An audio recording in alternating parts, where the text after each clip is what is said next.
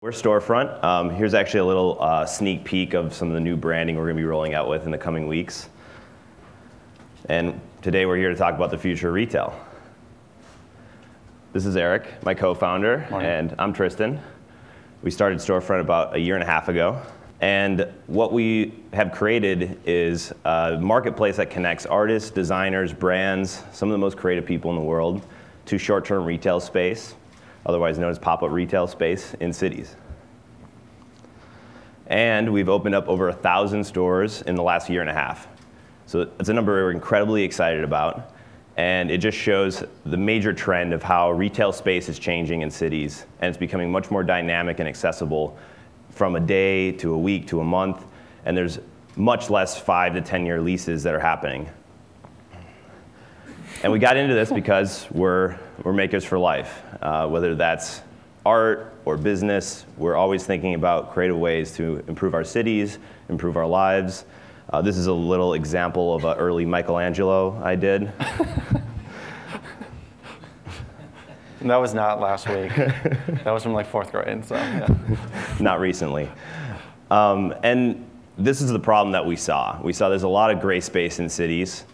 There's sidewalks and walls and chain link fence and vacancies. And the community didn't have a huge say in what was being put into cities. They were built fast, and now we want to see how we can continue to make these urban communities more vibrant. Because 1 in 10 stores are sitting empty. And that was true 1.5 years ago when we started Storefront. It's still true today. And that's on average across the US. And there's 28 million small businesses and entrepreneurs, emerging brands that would love to utilize that space and continue to grow their business and find different distribution channels that are less risky and less expensive. And 1/6 of all people in the US actually work in the creative industry. So that's working for an ad agency or starting their own design group, or they're an artist or a designer. And we've worked with everyone from the likes of Nike opening up a store in New York and collaborating with a local designer to Kanye West. And every store that he went to, or every city that he went to, he opened up a store to help engage his customers, his fans, show them his fashion label, and build that experience that made that more dynamic, something different, something that helped take what happens in a city and packaged it up and show that to his fans. So I'll show you a quick video here of Indochino, a men's custom suit company who also does this now. And they started out online only, and now every month for the last 2 years, they go to a new city and open up a store for 2 to 3 weeks.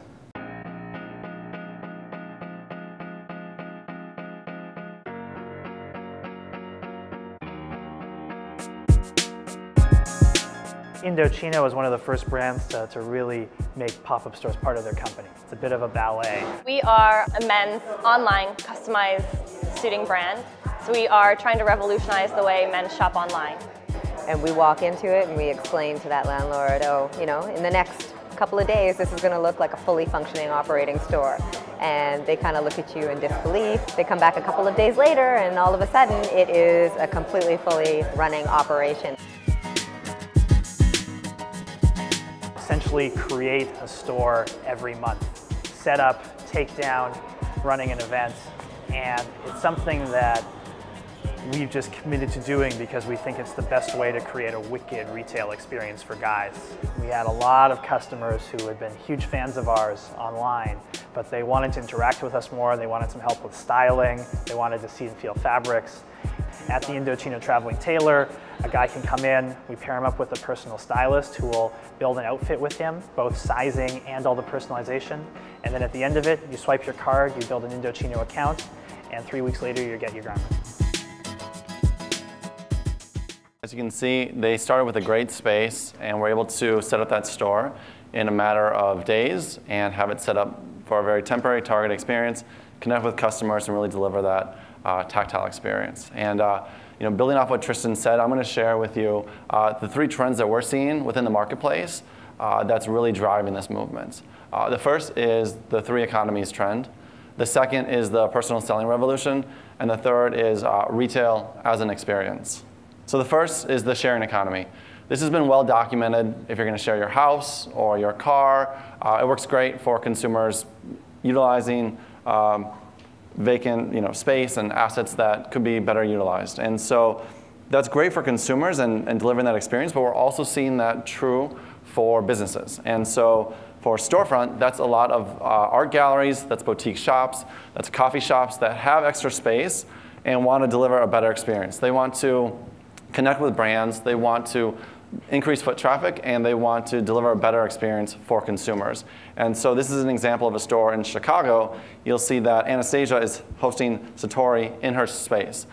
This is not a new trend, but we're seeing that in the consumer life, they're sharing their house on Airbnb, and when they have a retail store, they're doing the same. And as a store owner, no longer do I have to go out and do a wholesaling agreement where I'm financially at risk and then have to mark up and sell the products. I can literally get paid upfront, rent out the space with a brand that's aligned with my vision and on product with my consumers, and still get paid and deliver that great experience. So as a retail owner, I have less risk and still deliver a great experience. And as the brand, I'm able to access a store that I previously otherwise wouldn't be able to access because I don't have the money or the experience to run a store, but I can run this little stand inside a shop. And so we've really seen it be incredibly beneficial for both parties engaged in the sharing economy of retail space.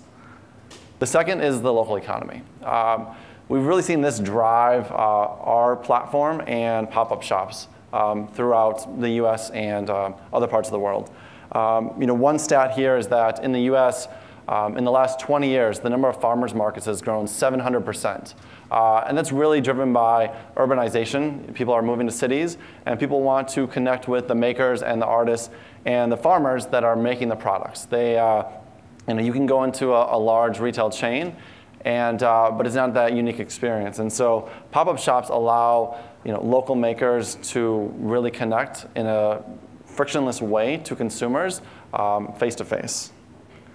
And the third is the on-demand economy. And so you're used to ordering a car from your phone in 5 minutes, ordering your lunch in 20 minutes.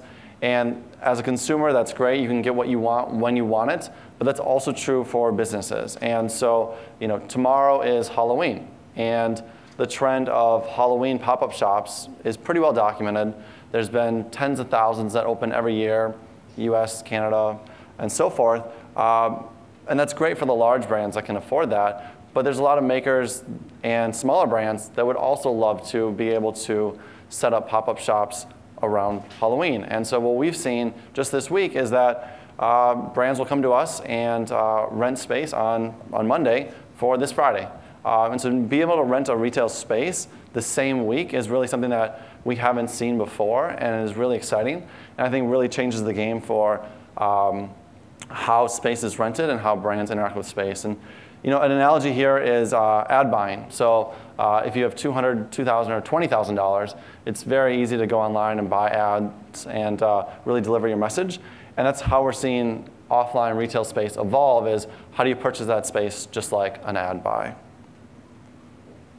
The second is the personal selling revolution. So those three trends in terms of three economies really describes how consumers and space is changing. And the personal selling revolution has really documented how there are so many tools now for those 28 million entrepreneurs and small businesses that Tristan mentioned earlier.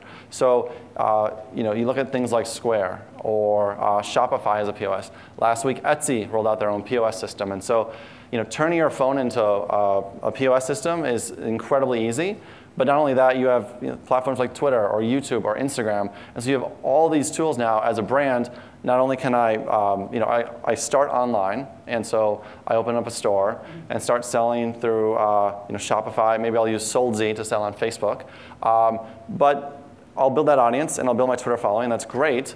But pretty soon, you're going to realize, hey, I want to sell offline. I want to connect with my customers. They want that tactile experience. And you start to see that there are so many tools out there now for these brands to be able to do that. And so it's not, one challenge that we have is educating the brands that, hey, this is actually fairly accessible for you. In the past, it might be, hey, I need to have $10 million in annual revenue and be over 5 years old and have a perfect credit score to rent retail space. What we're seeing now is, look, you can literally rent a booth at a street fair or a shop in a shop on Valencia or in Williamsburg, and it can only be, it can be under $1,000. And so really communicating the accessibility of it, and it's really powered by all these tools that these small businesses and emerging brands have today, at their fingertips. And that really leads to the third point, is that there are all those tools, and that's great to get started online. But as Courtney mentioned from Westfield Labs, about 95%, depending on the product category, is still offline sales. It's in-store, it's face-to-face, it's things like this. And so, as a brand, that's a huge channel for me. And I want to be able to access that brand, that channel, and be able to have that face-to-face conversation. And so we've really seen that, being able to make this retail channel accessible be a huge, huge advantage for our platform. And it really leads to my last point, which is retail as an experience. It's in the 80s, it might have been about how do you go to the store and you get a cart and you're buying products and you're going there to acquire physical products, which is great.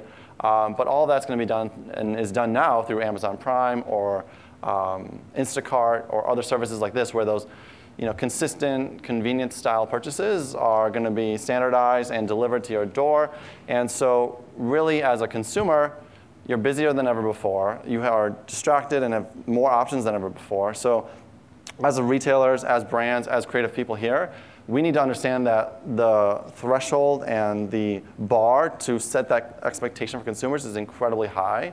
And so we really need to deliver experiences for consumers so that they engage and enjoy our brand, and also will tell their friends about it. And so that's really how we see retail evolving, is that it's going to be about the experiences, not products, and really creating spaces that matter. And so I challenge us to do that. So thank you very much.